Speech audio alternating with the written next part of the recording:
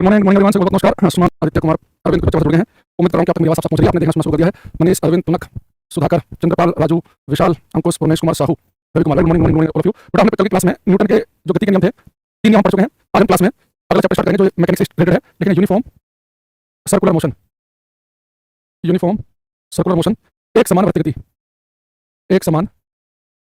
वृत्तीय गति, uniform circular motion, एक समान वृत्तीय गति हम करने वाले हैं। ठीक है, नमस्ते नमस्ते, राधे राधे।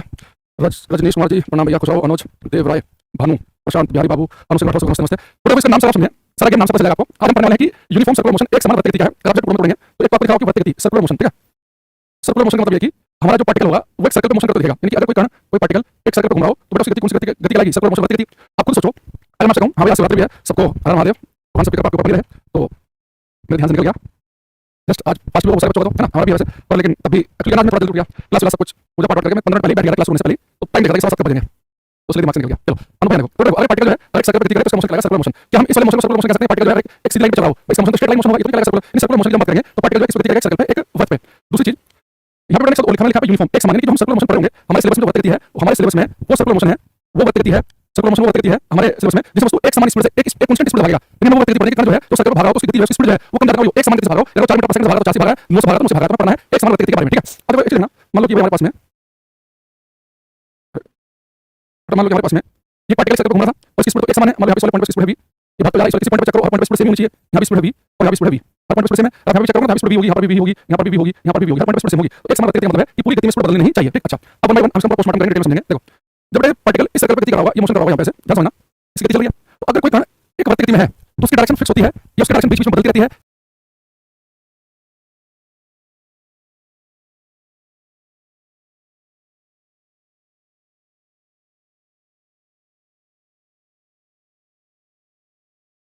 या हर पॉइंट पर बदलती है। अगर आपसे पूछा तो क्या बताएंगे? ठीक है,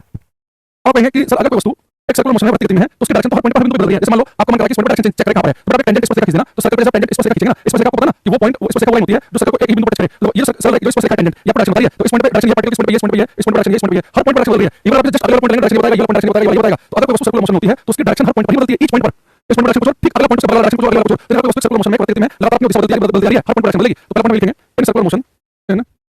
circular motion the direction of an object changes at each point. Hindi लिखेंगे वृत्त गति में वस्तु की दिशा हर बिंदु पर बदलती रहती है। वृत्त गति में वस्तु की दिशा, वृत्त गति में वस्तु की दिशा हर बिंदु पर बदलती रहती है। अब जैसे मैंने एक सिंपल से पॉइंट लिखा कि वृत्त गति में हर पॉइंट पर डायरेक्शन बदलती रहती है, तो तुरंत मेरे दिमाग में एक बात खटकी, तो क्या एक बच्चा कह रहा है कि सर हम किसी बॉक्स पर फोर्स लगाएंगे वो भी उतना ही फोर्स लगाएगा तो मूव कैसे कर पाएगा? देवेंद्र कुमार पढ़ो ना तो अच्छे से पढ़ा रहा हूं। आधा तो क्या खतरनाक होता है, पर मैंने क्या बताया आपको कि जितना लगेगा एक्शन उतना ही होगा रिएक्शन। आप किसी वस्तु पर जितना बल लगाएंगे उतने बल वस्तु भी आपको बल लगाएगी। पर मैंने कहा भाई एक्शन रिएक्शन कैंसिल नहीं होते, ठीक है, प्रतिक्रिया निरस्त नहीं होती है, कैंसिल थोड़ी होंगे, क्योंकि आप फोर्स लगा रहे किसी और चीज पर और वो फोर्स लगाएगी आप पर। आपने किसी बॉक्स पर फोर्स लगाया आप पर, दो फोर्स कैंसिल होते हैं, वो इक्वल अपोजिट एक ही वस्तु पर काम कर रहे हो। ये पूरा बता रहा हूं क्या पढ़ा क्लास में। तो जैसे मैंने पहले पॉइंट लिखा कि सर्कुलर मोशन में हर पॉइंट पर डायरेक्शन बदलती है, तो मेरे दिमाग में क्या खट रही है कि अभी तो न्यूटन के नियम पढ़ गया हूं और न्यूटन साहब अपने पहले नियम में कहे थे कि ना तो कोई वस्तु खुद से चल सकती है, ना खुद से रुक सकती है, ना खुद से अपनी स्पीड बदल सकती है, ना डायरेक्शन बदल सकती है। कोई वस्तु जिस स्टेट में जिस अवस्था में रहेगी, अगर आपको स्टेट बदलनी है, डायरेक्शन बदलनी है, स्पीड बदलनी है, तो आपको सिर्फ फोर्स लगाना पड़ेगा। तो अगर कोई वस्तु सर्कुलर मोशन में वृत्त गति में है और उसकी डायरेक्शन हर पॉइंट पर ही चेंज हो रही है, तो डायरेक्शन चेंज तो केवल फोर्स बदल सकता है, डायरेक्शन चेंज होगी। यदि जो पार्टिकल सर्कल मूव कर रहा है इसकी दिशा को बदलने के लिए लगातार कोई फोर्स पर काम कर रहा होगा, तो इसकी डायरेक्शन को फोर्स जो डायरेक्शन चेंज कर रहा है बड़ा उसको कहते हैं सेंट्रीपिटल फोर्स, उसको कहते हैं अभिकेंद्र बल। तो आपसे पूछे कि अगर कोई वस्तु सर्कुलर मोशन में वृत्त गति में है उसकी डायरेक्शन तो हर पॉइंट बदल होगी, उसकी डायरेशन तो हर पॉइंट बदल होगी, उसकी डायरेक्शन बदलने वाला फोर्स है जो फोर्स की डायरेक्शन को बदल रहा होगा उसका नाम क्या है? तो वो फोर्स जो डायरेक्शन को चेंज करता है उसको बोलते हैं सेंट्रीपिटल फोर्स, अभिकेंद्र बल। तो हर पॉइंट पे डायरेक्शन बदल रही है, यानी हर पॉइंट पर ही फोर्स लगा होगा और फोर्स हमारा सेंट्रीपिटल फोर्स अभिकेंद्र बल कहलाता है। ये भी हर पॉइंट लगता है, ये हर बिंदु पर दिशा बदलेगा, हर बिंदु पर ही फोर्स लगेगा। इसलिए हम एफसी से तब लिखेंगे सेंट्रीपिटल फोर्स इज रेस्पॉन्सिबल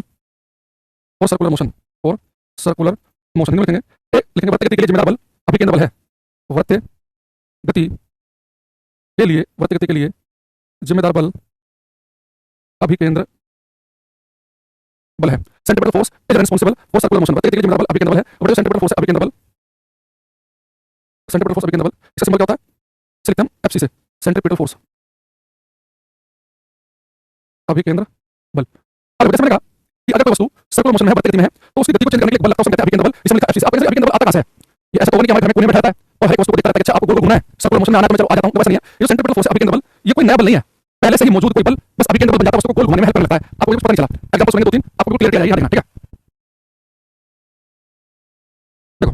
अब एक पत्थर लो और उस पत्थर में एक धागा मान लो, है ना, खींच के। अब इसे लेना, आप इसे फील करो कि मेरे हाथ में धागा है, अगर इस धागे के अंदर एक पत्थर बना होगा तो आपको उस धागे के अंदर एक तनाव, एक खिंचाव दिखाई देगा, एक टेंशन दिखाई देगी, ऐसे खिंचाव दिखाई देगा। ऐसे धागे पत्थर बना हुआ है, इस धागे के अंदर पत्थर बांधने से टेंशन तनाव ऑलरेडी मौजूद है। लेकिन जैसे आप गोल घुमाओगे ऐसे लंगर तो जब बच्चे यूज करते हैं पेट बोलते हैं पेट घुमाना या लंगर घुमाना अब आप ऐसे घुमाएं तो जब आप ये पत्थर में धागा बांधने से गोल घुमा रहे हैं तो पत्थर घूमने के लिए सेंट्रीपिटल फोर्स अभी के अंदर बची है कहां से मिल रहा है जो धागे में टेंशन मौजूद नहीं धागे में तनाव था ये टेंशन सेंट्रीपिटल फोर्स काम कर रही है इस पत्थर को घुमाने में कर रही है तो सेंट्रीपिटल फोर्स को यहाँ पर जो तनाव पहले से मौजूद था धागे में वही तनाव वही टेंशन के सेंट्रीपिटल फोर्स अभी के अंदर बन गई आप अपनी बाइक को लेकर सड़क पर जा रहे हैं सड़क वाली बाइक के लिए तो आपकी बाइक और जमीन के बीच में फ्रिक्शन काम कर रहा है आपकी बाइक जा रही है बड़े साधारण रोड पे तो टायर के बीच में जमीन के बीच में घर्षण रहा है तो जैसे अपनी बाइक को किसी मोड़ पर मोड़ते हैं तो मोड़ पर मोड़ने के लिए कर्व शेप में मोड़ने के लिए सेंट्रीपिटल फोर्स अभी के अंदर बची है कहां से मिलता है टायर और जमीन के बीच में फ्रिक्शन है ना यही फ्रिक्शन सेंट्रीपिटल फोर्स अभी के अंदर काम करने लगता है तो आपकी गाड़ी को आपकी बाइक को आपकी साइकिल को किसी मोड़ पर मोड़ने के लिए अभी के अंदर चाहिए तो सेंट्रीपिटल फोर्स कहां से मिल रहा है टायर और जमीन के बीच में फ्रिक्शन मिल रहा है पत्थर घूमने के लिए कहां से मिल रहा है सेंट्रीपिटल फोर्स तो धागे में टेंशन कहां से मिल रहा है ऐसे आगे पढ़ेंगे ये धरती सूर्य के चक्कर काट रही है धरती सूर्य के चक्कर घूमने के लिए अभी के अंदर सेंट्रीपिटल फोर्स कहां से मिल रहा है तो मैं बताऊंगा धरती सूर्य के बीच में एक गुरुत्वाकर्षण बल ग्रेविटेशनल फोर्स काम करता है जो गुरुत्वाकर्षण बल धरती को सूर्य के चक्कर में हेल्प करता है ये सेंट्रीपिटल फोर्स है ऐसे ही कोई एटम होता है परमाणु उसके न्यूक्लियस में होता है प्रोटॉन और बाहर चक्कर प्रोटॉन और न्यूक्लियस में होता है नाभिक में इलेक्ट्रॉन चक्कर करते हैं इलेक्ट्रॉन को घूमने के लिए कहां से मिला सेंट्रीपिटल फोर्स इलेक्ट्रॉन और प्रोटॉन के बीच में अट्रैक्शन पैदा हुआ है ना पॉजिटिव नेगेटिव चार्ज की वजह से उसकी वजह से इलेक्ट्रॉन घूम पा रहे हैं यानी कि अगर कहीं पर भी कोई वस्तु सर्कुलर मोशन में है तो सर्कुलर मोशन में लाने के लिए अभी के अंदर सेंट्रीपिटल फोर्स चाहिए ये सेंट्रीपिटल फोर्स कई बार टेंशन तनाव हो सकता है धागे को घुमाने के लिए ये सेंट्रीपिटल फोर्स के बाद फ्रिक्शन घर्षण हो सकता है इस बाइक को घुमाने के लिए ये सेंट्रीपिटल फोर्स ग्रेविटेशनल फोर्स गुरुत्वाकर्षण बल भी हो सकता है धरती को सूर्य के चक्कर लगाने ये चांद को धरती के चक्कर काटने यही सेंट्रीपिटल फोर्स अभी के अंदर इलेक्ट्रिक फोर्स भी हो सकता है जो इलेक्ट्रॉन प्रोटॉन के बीच में लगता है तो सेंट्रीपिटल फोर्स फिक्स नहीं है सेंट्रीपिटल फोर्स टेंशन भी हो सकता है फ्रिक्शन भी हो सकता है ग्रेविटेशन फोर्स भी हो सकता है इलेक्ट्रिक फोर्स भी हो सकता है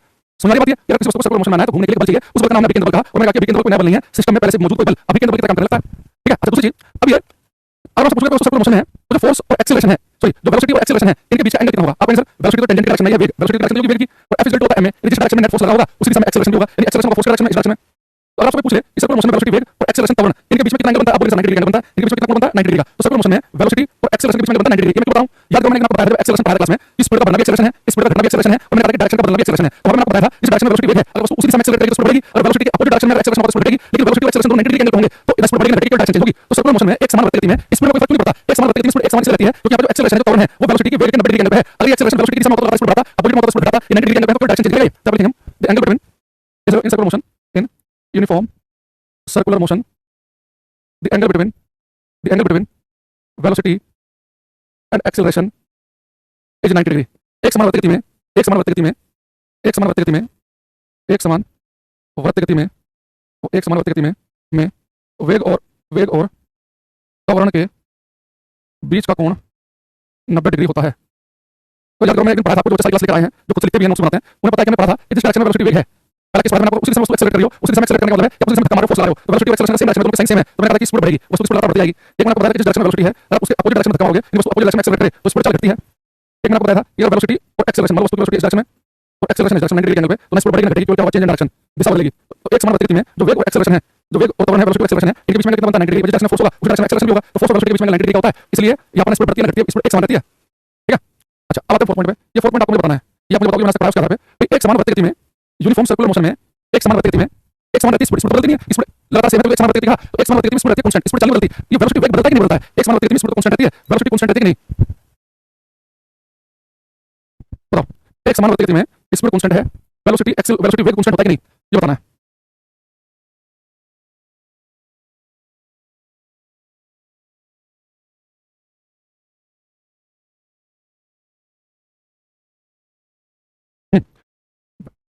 जो कह रहा है कि वेलोसिटी भी कांस्टेंट होगी उसका गलत है जो कह रहा है कि वेलोसिटी कांस्टेंट नहीं रहेगी उसका सही है बताओ अब आपको पता नहीं चला हमने 500 बार क्लास में बता दिया कि वेलोसिटी है तो वेग है इसी वस्तु की वेलोसिटी वेग का क्या मतलब है वेलोसिटी का मतलब है कि आपको उसकी स्पीड भी पता है डायरेक्शन वेलोसिटी में स्पीड और डायरेक्शन दोनों चीजें होती हैं वेग होता है चाल इनटू दिशा बट वेलोसिटी क्या है वेलोसिटी होता है वेग होता है चाल इनटू दिशा अगर एक समान गति में स्पीड बदल नहीं क्योंकि एक समान का मतलब स्पीड ना बदले इनका डायरेक्शन तो पॉइंट बदल रही है डायरेक्शन चेंज हो रही है तो वेलोसिटी चेंज होगी एक समान गति में एक समान केवल स्पीड होती है एक समान गति में एक समान केवल स्पीड वेलोसिटी नहीं है डायरेक्शन बदल वेलोसिटी तो चेंज होगी ये गौतम सुधाकर रवि प्रीति अंजलि अनुज जया भट्टा प्रशांत मोहित कुमार बढ़िया दिया में गौतम लेकिन यहाँ पे in uniform circular motion speed remains constant but velocity varies Hindi में लिखेंगे एक समान वृत्त गति में वस्तु की चाल तो नियत रहती है किंतु वेग बदलता रहता है एक समान वृत्त गति में वस्तु की चाल तो नियत रहती है यानी कांस्टेंट किंतु वेग बदलता रहता है किंतु वेग परिवर्तित होता है यानी को बदलता रहता है तो चाल नियत रहेगी वेग नहीं रहेगा जानना इस बात को हां रंजित सवाल ठीक है तो स्पीड कांस्टेंट स्पीड बदलेगी लेकिन डायरेक्शन बदलने से वेलोसिटी बदलेगी क्योंकि ऑलरेडी पढ़ चुके हैं तो हमने वेलोसिटी आपको बताया था वेग वेग का मतलब होता है स्पीड और साथ में डायरेक्शन तो वेलोसिटी तभी कांस्टेंट रह सकती है जब ना स्पीड बदले नहीं डायरेक्शन बदल रही है तो वेलोसिटी कांस्टेंट नहीं होगी अच्छा पांच चीज मुझे अगर कोई वस्तु एक समान वृत्त गति में एक ही चाल से भाग रही है सर्कल पे एक समान वृत्त गति में तो ऐसी जो वस्तु एक समान वृत्त गति में होती है उसका मोशन एक्सेलरेट होता है कि नहीं होता उसका गति त्वरित गति होती है कि नहीं होती है एक समान वृत्त गति का उदाहरण है कि नहीं है ये बताना सोचकर अगर वस्तु एक समान वृत्त गति में यूनिफॉर्म सर्कुलर मोशन में एक ही स्पीड से सर्कल पर भाग रही है तो उसकी गति त्वरित गति कहलाएगी नहीं कहलाएगी उसका मोशन एक्सेलरेट कहलाएगा कि नहीं कहलाएगा स्नेहा साहब तजनीश मोहित गौतम सुधाकर सब भैया बबलू प्रदीप कविता देवी अर्जुन को अंकुश करते हुए नवीन देखो बेटा अगर वस्तु मैंने कहा कि एक समान वृत्त गति में तो उसकी त्वरित गति है कि नहीं बेटा कोई वस्तु त्वरित गति में एक्सेलरेटेड मोशन में कब कहलाती है या तो उसकी स्पीड बढ़े या उसकी स्पीड घटे या उसकी डायरेक्शन चेंज हो तो डायरेक्शन तो लगातार चेंज हो रही है तो एक समान वृत्त गति त्वरित गति का उदाहरण है वैसे देखो तो क्या पता है तीसरा पॉइंट कि एक समान वृत्त गति में वेग और त्वरण वेलोसिटी एक्सेलरेशन के बीच में 90 डिग्री एंगल होता है एक्सेलरेशन है भाई एक्सेलरेशन में आपको क्या बताया था कि अगर वस्तु एक्सेलरेटेड मोशन में है नहीं है त्वरित गति में है नहीं है देखो क्या उसकी स्पीड बढ़ रही है क्या उसकी स्पीड घट रही है या उसकी डायरेक्शन बदल रही है तीनों में से कम एक काम होना चाहिए तो यहां एक समान वृत्त गति का मतलब स्पीड बढ़ रही है लेकिन डायरेक्शन तो पॉइंट बदल रही है तो डायरेक्शन कितना तेजी से चेंज हो रही है एक्सेलरेशन है 100% कह सकता हूं ये बच्चे जो है पिछली क्लास नहीं पढ़ के आए हैं, इनका जब मन करता है क्लास में कब आ जाता है। जितने बच्चों ने आंसर दिया कि तवरण नहीं होगा उस वक्त दो दुकान पर आएंगे खींचकर, और जो सलामत है घर वाले भाग के पास क्या होगा, क्या हुआ है, वो एक आता है सऊदी पड़ोसी को बताओ घर वाले कि हमारे लगा दिमाग चल गया है, एक क्लास देखते तो मारता रहता आपने इतनी जो संभालना है, तो तुम क्या तुम अच्छा क्या तुम पाई जाए। लेकिन यहाँ पर हम पांचवा point, uniform circular motion, uniform circular motion is an accelerated motion, is an accelerated motion. एक समान वृत्त गति एक त्वरित गति का उदाहरण है, एक समान वृत्त गति एक एक त्वरित गति का उदाहरण है। इम्पोर्टेंट है ये uniform circular motion accelerated motion का उदाहरण है। अच्छा वस्तु सर्कुलर मोशन में है तो जब मूल घुंटी 5% प्लाई जाए बेटा पकड़ करते हैं घुंटी होते हैं जब छोटे हमारे प्लाई मूल घुंटी बाल घुंटी, अगर आप आज के दिन प्रोटोकॉल बना करते हो घुंटी प्लाई से नहीं पानी चाहिए। अरे बच्चे बेटी 3 साल की हमने प्लाई बिल्कुल भी प्रोटोकॉल साफ बना कर दिया था। इसमें क्या थोड़ा सा ये गवर्नमेंट ने भी रखा कि आप घुंटी का प्रचार भी कर सकते हैं लोग, जो भी है हमने कभी एड नहीं आते घुंटी के प्रचार में तो एल्कोहल कंटेंट रहता थोड़ा सा, तो शायद बच्चा पीता है तो बड़े आराम से नींद से रहता है, तो परेशान नहीं करता है ना। अरे और सर्कुलर मोशन में एक समान गति में है तो उसके अंदर जो एक्सेलरेशन होगा तो उस एक्सेलरेशन का मैग्नीट्यूड कैसे डायरेक्शन पता है, जिस डायरेक्शन फोर्स होगा उस डायरेक्शन एक्सेलरेशन, इस पॉइंट पे एक्सेलरेशन ये इस पॉइंट पे ये इस पॉइंट पे ये तो एक्सेलरेशन की डायरेक्शन तो जो फोर्स की डायरेक्शन है और उस एक्सेलरेशन का मान मैग्नीट्यूड परिमाण क्या होगा, वो एक्सेलरेशन 3 मीटर पर सेकंड पर होगा, ये 6 मीटर पर सेकंड पर होगा, उसका मैग्नीट्यूड कैसे निकालेंगे उसे थोड़ा फॉर्मूला ध्यान रखना। यहां पे लिखेंगे मैग्नीट्यूड ऑफ एक्सेलरेशन, त्वरण का परिमाण सर्कुलर मोशन में मैग्नीट्यूड ऑफ एक्सेलरेशन त्वरण का परिमाण, ठीक है बेटा। जो एक्सेलरेशन होता है ना सर्कुलर मोशन में उसे कहते हैं सेंट्रीपिटल एक्सेलरेशन, अभिकेंद्रित त्वरण, तो त्वरण का परिमाण निकलेगा उसके लिए निकलेंगे सेंट्रीपिटल एक्सेलरेशन है, अभिकेंद्रित त्वरण होता है सर्कुलर मोशन वाले एक्सेलरेशन को कहते हैं सेंट्रीपिटल एक्सेलरेशन, क्योंकि सेंट्रीपिटल फोर्स की वजह से होता है अभिकेंद्रित त्वरण। सर्कुलर मोशन में त्वरण होगा वो कहलाता है सेंट्रीपिटल एक्सेलरेशन और इसका फॉर्मूला होता है v² याद रखना, ये फॉर्मूला पूछा गया एग्जाम में। इस सर्कुलर मोशन में जो त्वरण है अभिकेंद्रित त्वरण उसका मैग्नीट्यूड इस फॉर्मूले से दिया जाएगा v² r से, ठीक है। तो मैग्नीट्यूड की बात करें यहाँ पे v क्या है, स्पीड है कि एक समान स्पीड कितनी 4 मीटर पर सेकंड की 5 v का यहाँ पे यूनिफॉर्म स्पीड एक समान चाल जैसे पार्टिकल घूम रहा है आपका, और r क्या है रेडियस ऑफ सर्कल, वृत्त की त्रिज्या जिस वृत्त पर घूम रहा है उसकी त्रिज्या कितनी है। तो अगर कोई पार्टिकल एक वृत्त पर घूम रहा हो तो डायरेक्शन बदलने से जो उसके अंदर एक्सेलरेशन पैदा होगा उसका फॉर्मूला रखेंगे वो था v² r के बराबर, ठीक है v² r। हमने क्वेश्चन पूछूंगा बड़ा आसान था, तो मुझे पता है कि 10-20% घंटे को आंसर देने वाले हैं, तो मैं पहले बताऊं जो चीज आपको बताइए ध्यान सुनना से, ठीक है फिर बाद में लोग ये तो सिंगल स्टेप हो गया हमारे से। बेटा की सर्कल है, इस सर्कल की रेडियस है 10 सेंटीमीटर की, इसके ऊपर एक पार्टिकल घूम रहा है 4 मीटर पर सेकंड की एक समान चाल से कांस्टेंट स्पीड से 4 मीटर पर सेकंड की, तो एक सर्कल पे 4 मीटर पर सेकंड की एक समान चाल से घूम रहे पार्टिकल का सेंट्रीपिटल एक्सेलरेशन अभिकेंद्रित त्वरण कितना होगा आपको बताना है। तो दोस्त सुनिए जो मैंने सर्कल लिया है, सर्कल की रेडियस है 10 सेंटीमीटर की, इसके ऊपर एक पार्टिकल घूम रहा है 4 मीटर पर सेकंड की एक समान चाल से, इसका सेंट्रीपिटल एक्सेलरेशन क्या होगा करो ये।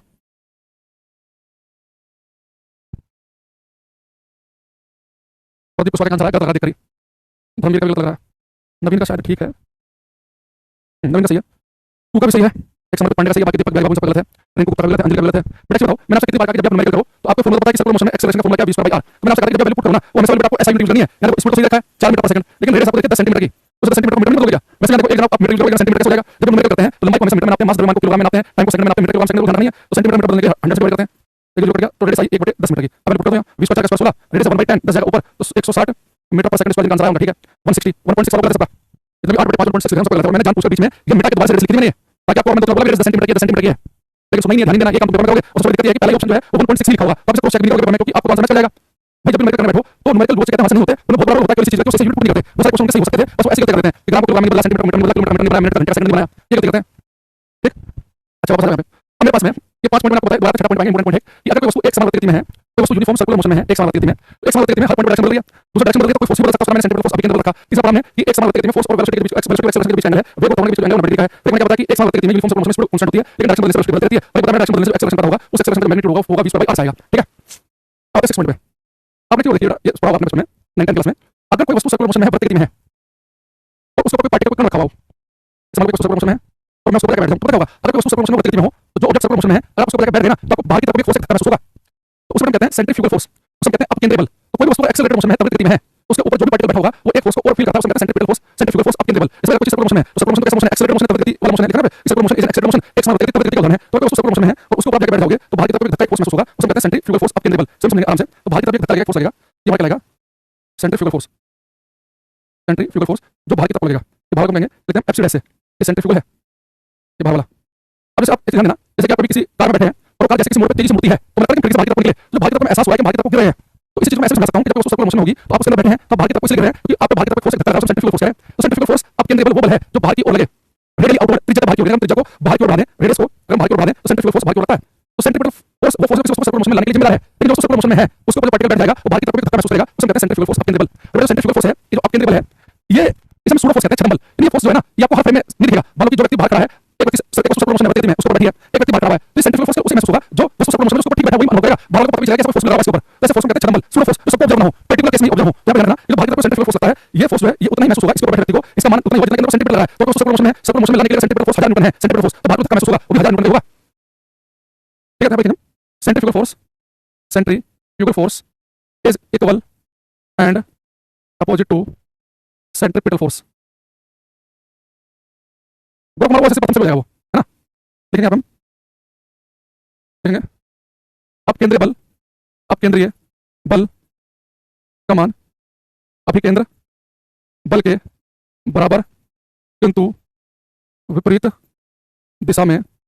होता है।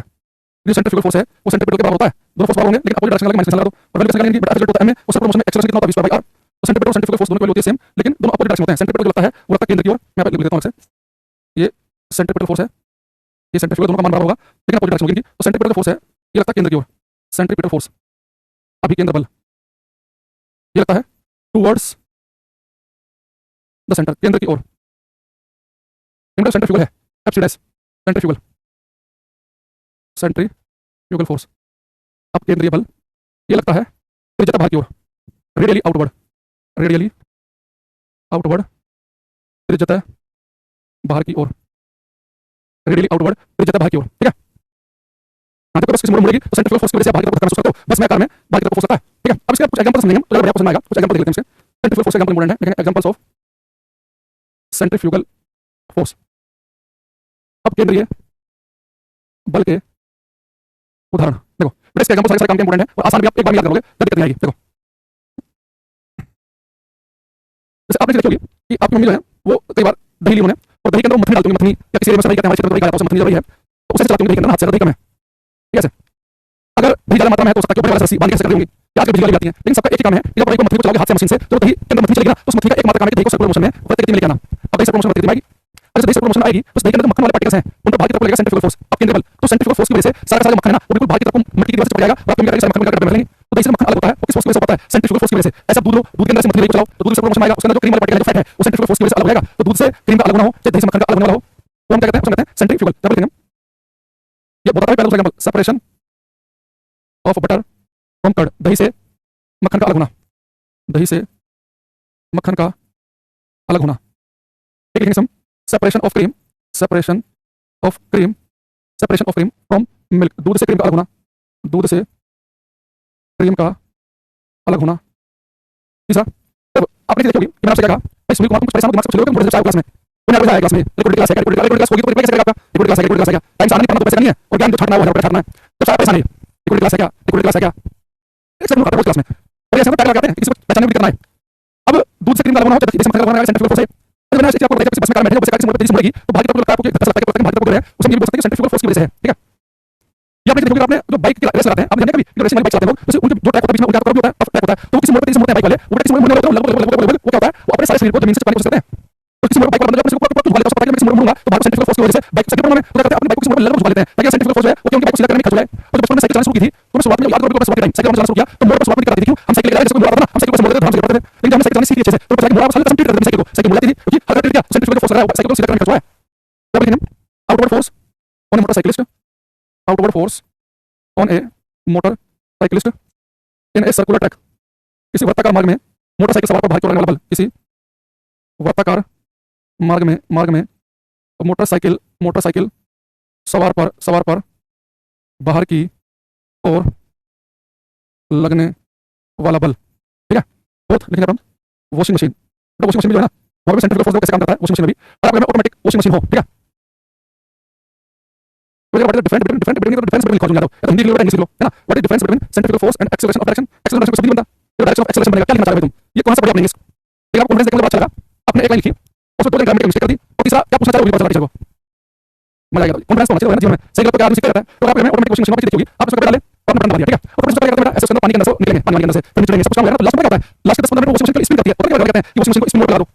तो वो आपकी वॉशिंग मशीन लास्ट के 10-15 मिनट स्पिन करती है, कुछ घूमेगी, अब उसमें कपड़े साथ घूमेंगे, अब कपड़े घूमेंगे सर्कुलर मोशन आगे बढ़ती है, जब कपड़े सर्कुलर मोशन आगे कपड़े में पानी तो पानी लगेगा सेंट्रीफ्यूगल फोर्स सारा पानी बाहर की तरफ फेंकेगा, सारा पानी निकल जाएगा, कपड़े से निकल जाएंगे, जब वॉशिंग मशीन को बाहर निकालते हैं तो पानी होता ही है, बस मोशन होता है सीधे होता है तो कपड़े सूख जाएंगे।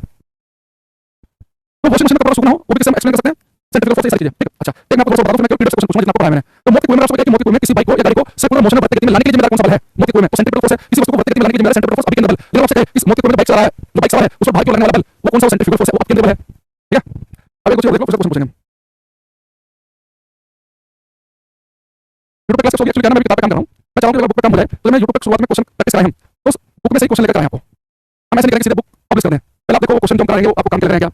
वैल्यूबल है क्या वो तो बाद में आप लो ये नहीं कि आप टीचर के प्लेटफॉर्म पे पढ़ा रहा है इतने साल से पढ़ा रहा है उसके नाम पे ले लो नहीं पहले आपसे देख लो पहले वो कहते पहले घड़ी में क्या रहता हो पहले इस्तेमाल करें फिर विश्वास करें वो काम है बढ़िया लगेगा एक प्रैक्टिस लेंगे तो लेना है नहीं तो नहीं क्योंकि भले कीमत 200 रुपये 150 रुपये हो हर एक व्यक्ति के 150 रुपये इक्वल इंपॉर्टेंट मतलब नहीं है किसी के 200 रुपये होते हैं मुझे भी याद है जब 11th क्लास में ट्यूशन पढ़ते थे क्लास में टीचर क्या फिजिक्स का ये 2000 की बात है 7 के आसपास की तो 6 साल यानी कितने साल हो गए 19 साल पहले की बात है तो ट्यूशन की फीस 400 रुपये ठीक ठाक वैल्यू 19 साल पहले तो कई बच्चे कहते थे कि बच्चे अभी मैं तो पापा को पैसे नहीं मिले हैं अभी फादर भाग गए तो मैं जो आपको 2 दिन बाद पैसे दूंगा 3 दिन बाद दूंगा तो टीचर कहता था कि यार ऐसे तो नहीं घर में 400 रुपये भी ना हो घर में तो 500 रुपये होंगे बिल्कुल भी नहीं हो सकता कि आप 400 रुपये पिताजी तभी देंगे घर बिल्कुल पैसे नहीं होते हैं तो छोटे पीछे से वो टीचर से बोलते थे मुझे भी याद लगता था कि यार हमारे पास नहीं होता कि फीस भी सब टीचर की मेरे घर में 200 रुपये और उन्हें टीचर लगता था कि बोलते हैं घर में 400 रुपये भी होंगे क्या है ना तो सबका जो है ऐसा नहीं सबके बाहर हो आप समय की बात है अब हम दोस्तों के साथ जाते हैं 10-20 रुपये खर्च भी हो गए किसने देते पैसे पता नहीं चलता ग्रुप में ये नहीं कि बात टीचर के 500 रुपये 800 रुपये 1800 रुपये खर्च हो गए तो समय के साथ सबके लिए अलग वैल्यू है तो वो चीज़ है वैसा नहीं कि 200 रुपये सबके लिए पढ़ाई फ्री है क्योंकि जो सीधा साल पहले हो सकता है किसी की आज हो तो 19 साल उसके मिलेगी अगर सर्कुलर मोशन में वर्तित गति में यूनिफॉर्म सर्कुलर मोशन में एक क्लास सुनेगा यूनिफॉर्म सर्कुलर मोशन एक समान वर्तित गति एक समान वर्तित गति में क्या चीजें कांस्टेंट रहती हैं और क्या चीजें वैरी करती हैं और ध्यान रखो एक समान वर्तित गति में है एक समान वर्तित गति मतलब स्पीड तो नहीं बदलेगी स्पीड क्या रहेगी कांस्टेंट स्पीड नहीं बदलेगी स्पीड कांस्टेंट रहेगी साथ में उसकी रेडियस नहीं बदलेगी एक फिक्स रेडियस घूमना होगा पार्टिकल एक समान वर्तित गति में ठीक है इसका क्या कांस्टेंट रहेगा उसको घूमेगा उसका मास द्रव्यमान नहीं बदलेगा और एक्सेलरेशन का मैग्नीट्यूड में एक्सेलरेशन का डायरेक्शन नहीं करा मैग्नीट्यूड ऑफ एक्सेलरेशन त्वरण का परिमाण एक्सेलरेशन 3 मीटर पर सेकंड स्क्वायर 3 है त्वरण का परिमाण मैग्नीट्यूड ऑफ एक्सेलरेशन तो स्पीड में बदलेगी रेडियस में बदलेगी मास में बदलेगा एक्सेलरेशन का मैग्नीट्यूड ये सारी चीजें कांस्टेंट रहती हैं क्या चीजें बदल जाती हैं अगर वस्तु सर्कुलर मोशन में है ठीक है तो एक मिनट टाइम तो बदलते हुए टाइम तो किसी के लिए नहीं है अगर वस्तु सर्कुलर मोशन में है तो मान लो कि 12 के बाद 1 सेकंड पे 2 सेकंड पे 3 पे 4 पे तो टाइम तो पता चल रहा है सबसे वेलोसिटी बदलेगा भाई आपको बता दें कि एक समान गति में स्पीड कांस्टेंट रहती है वेलोसिटी में डायरेक्शन बदल जाएगी और वेलोसिटी बदलेगी मोमेंटम होता है मास वेलोसिटी मोमेंटम संवेग भी बदलेगा और एक्सेलरेशन का ऊपर की एक समान गति में जो एक्सेलरेशन का मैग्नीट्यूड नहीं बदलता लेकिन एक्सेलरेशन की डायरेक्शन बदल रही है तो इस पॉइंट पर एक्सेलरेशन इस डायरेक्शन में है इस पॉइंट पर एक्सेलरेशन है इस पॉइंट पर एक्सेलरेशन है इस पॉइंट पर तो अगर पेपर में लिखा कि सर्कुलर मोशन में एक समान गति में त्वरण का परिमाण ये नहीं बदलेगा लेकिन खाली त्वरण लिखते हैं त्वरण का मतलब है कि मैग्नीट्यूड इनटू डायरेक्शन बदलने से एक्सेलरेशन बदलेगा तो अगर पेपर में ये एक्सेलरेशन का पॉइंट इंपॉर्टेंट है एक समान गति में त्वरण का परिमाण नहीं बदलता उसमें फिक्स होती है लेकिन डायरेक्शन तो बदलती है पॉइंट पे तो एक्सेलरेशन पूछा तो वेरी कर रहा है एक्सेलरेशन का मैग्नीट्यूड पूछा तो वो वेरी नहीं करता अब यहाँ पर जो है मैं आपको कुछ क्वेश्चन करा देता हूँ ये कौन से वाले में होंगे ढूंढना बड़ा मुश्किल काम है ना 2 3 4 में देख लेते हैं इनमें से किसी मिल जाए तो बढ़िया नहीं तो मोबाइल में चेक करना पड़ेगा इसमें मैंने क्या रखा हुआ है मोशन है तो 3 4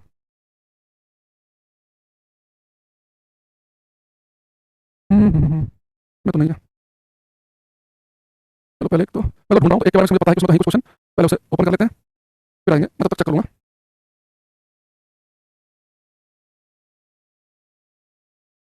क्वेश्चन करना 13 क्वेश्चन नंबर 13 भाई मैथ की क्लास आ रही नहीं आ रही मैं मैथ करना अपने सब्जेक्ट का पता बस हमें पता है कि हमें अपनी क्लास डेली लेनी है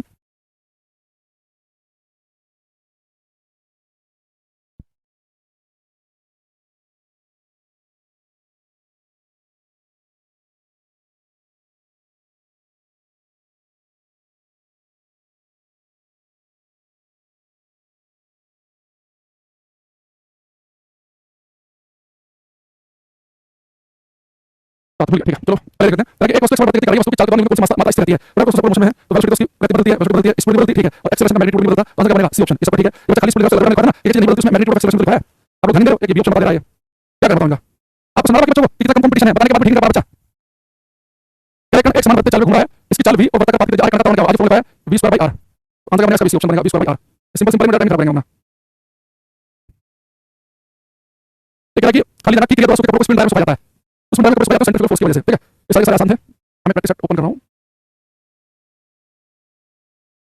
7 नंबर या ये है सर्कुलर मोशन पे ये करना भाई से क्वेश्चन नंबर 1 मान रहा हूं अब अच्छे क्वेश्चन स्टार्ट होंगे तो ध्यान से करना है ठीक है अब टाइम नहीं चलेगा ओके तो हमने फोन ले लिया हमने हम तो एंड्रॉइड लवर है क्योंकि जो क्लास चलती है ना वो चलती है एंड्रॉइड में चलती है इसलिए एंड्रॉइड रखते हैं हम तो अगर इतना आलसी मान लो या टाइम नहीं है मुझे फोन लिए 1 महीने से ज्यादा होने वाला है हो गया शायद हाँ 1 महीना हो गया मैं तक इसके ऊपर जो स्क्रीन डाला वो तक लगाया और गलती से गिर गया कहीं और स्क्रीन गई 10-15 हज़ार लग जाएंगे फालतू के इसलिए लिखा है यदि दो कणों के वृत्ताकार पथ की त्रिज्या है दो अलग वृत्त पे है एक वृत्त की त्रिज्या मान लो 4x है दूसरी 9x है तो दो वृत्ताकार पथ की त्रिज्या 4 अनुपात में है समान अभिकेंद्रित त्वरण के लिए इनकी 4 अनुपात बताइए तो उसमें क्या आप ध्यान समझो रेडियस का अनुपात दिया 4 9 अभी केंद्रित त्वरण सेंट्रीपिटल एक्सेलरेशन सेम हो तो उनकी स्पीड रेशियो बताओ। तो सेंट्रीपिटल एक्सेलरेशन क्या होता है? अभी केंद्रित त्वरण का डिवाइड v² by r बस हमारा काम हो गया। हमें किसका चाहिए? उनकी चाल का। तो स्पीड चाहिए तो स्पीड निकाल लो। v² कितना हो गया? acr या मल्टीप्लाई हो गया v का अंडर रूट acr। अब कुछ बचा ही नहीं। अब देखना ये जो दोनों का है इनका अभी केंद्रित त्वरण समान। तो सेंट्रीपिटल एक्सेलरेशन से हटा दो। ये जो स्पीड है वो किसके समानुपाती होगी? रेडियस रूट के। इन जो रेडियस अनुपात था उसका रूट लेंगे स्पीड अनुपात आ जाएगा। तो v1/v2 किसके बराबर हो जाएगा? Under root r1/r2। तो रेडियस अनुपात है 4 9 का तो बाहर निकालेंगे तो 2 3 यानी स्पीड रेशियो आ जाएगा 2 3 का। तो 20 का करेक्ट आंसर है।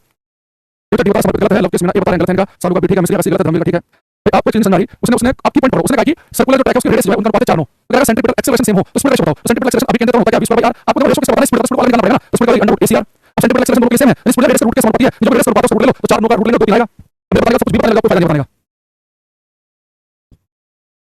क्वेश्चन नंबर 2 में कहा कि in circular motion direction changes. अभी कब से पेटी लगाओगे पर वो लिखा हुआ है डायरेक्शन चेंज करती है, बात दूसरी है। सर्कुलर मोशन डायरेक्शन चेंज करती है, वेलोसिटी चेंज करती है, स्पीड बदलती है, एक समान गति है। सेंट्रीपिटल फोर्स एक्ट करता है, बिल्कुल करता है। तो आंसर क्या है? भाई बढ़ती गति को किसी वस्तु को बढ़ती गति में लाने की जिम्मेदार होता है अभी केंद्रीय बल। डायरेक्शन बदलेगी तो वेलोसिटी बदलेगी। तो आंसर डी आ इसका। ये वस्तु में जल्दी खाली ऑप्शन देख के लगा जाओ। क्वेश्चन नंबर 3 करना 3 करेंगे। ठीक है चलो भाई नेक्स्ट क्लास है ना। क्लास का टाइमिंग करते हैं 8 से 9 की। 7:15 वाले के चक्कर में 6 बजे उठना पड़ता है, बड़ा भाई सब पड़ रहा है। तो आगे सर्दियां आएंगी ना, क्या सर्दियों से पहले खत्म ही हो जाएगा। तो फिर बड़ा मुश्किल का काम है। देखते हैं नेक्स्ट वीक में बताऊंगा आपको पहले। अंडर मान आते जाके करते हो समान रूप से घुमाए पिंड पर केंद्र बल कितना होगा? यानी अभी केंद्र बल कितना? तो अभी केंद्र बल मैंने बताया था ये कितना होगा? F = ma और a कितना होगा? सर्कुलर मोशन में v² r। तो m v² r यानी कि आंसर जो बच्चा a है लगभग सबका a है। एक को छोड़कर किसी ने एक ने लिखा था।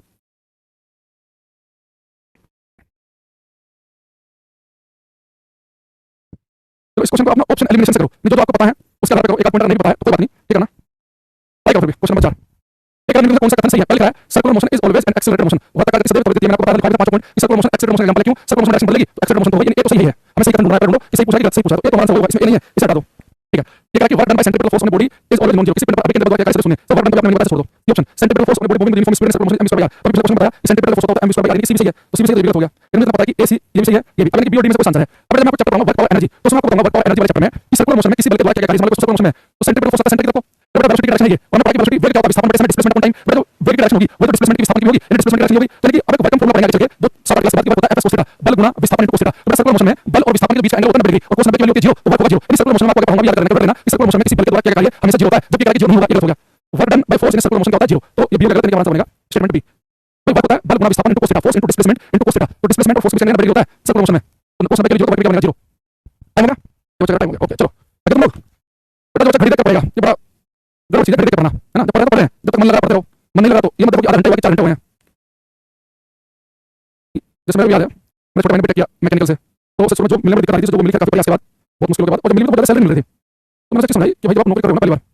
तो ये अब सैलरी कम होती है हमारा आपको काम काफी देर करना पड़ता है तो मोटिवेशन मिलता है पैसे नहीं मिल रहा। तो मैंने समझा कि भाई घड़ी देख के काम नहीं करना कि आप घड़ी देख के काम करोगे 9 घंटे काम करोगे 10 हो गए। पहले जो बस कोशिश करना पड़ेगा बिल्कुल 10 घंटे करो 12 घंटे करो फिर देखना बंद कर दिया तो आपको टेंशन नहीं होगी 1 घंटे काम करो पढ़ाई कर दिया। तो जैसे सरकारी जॉब के साथ और काम करके पैसे कमा सकते हैं। बस वो ऐसा ना हो कि आपको काम ऑफिस टाइम में कर रहे हो फिर ऑफिस से जाओगे तो बायोमेट्रिक होता है। दूसरा उस काम से जो भी आपकी इनकम है आपको से अदर इनकम में शो करके आपको इनकम टैक्स करना पड़ेगा। एक होता है कि कुछ काम ऐसे होते हैं जिसके लिए आपको प्रायर परमिशन लेनी पड़ती है अपने डिपार्टमेंट से। कुछ ऐसे काम किए पहले मान लो दुकान चल रही है आपके भाई का नाम पे आपने करवा किया उसको फर्क नहीं पड़ेगा। आप ऑफिस टाइम नहीं कर सकते, ऑफिस टाइम पे अलग कर सकते हो, अर्ली मॉर्निंग शाम को कर सकते हो, उससे कोई इनकम आपके अकाउंट में आ रही है तो आपको उसको टैक्स देना पड़ेगा। कोई इशू नहीं कर सकते हो। ठीक है चलो आगे नहीं बाकी मिलेंगे नेक्स्ट क्लास में। Thank you bye.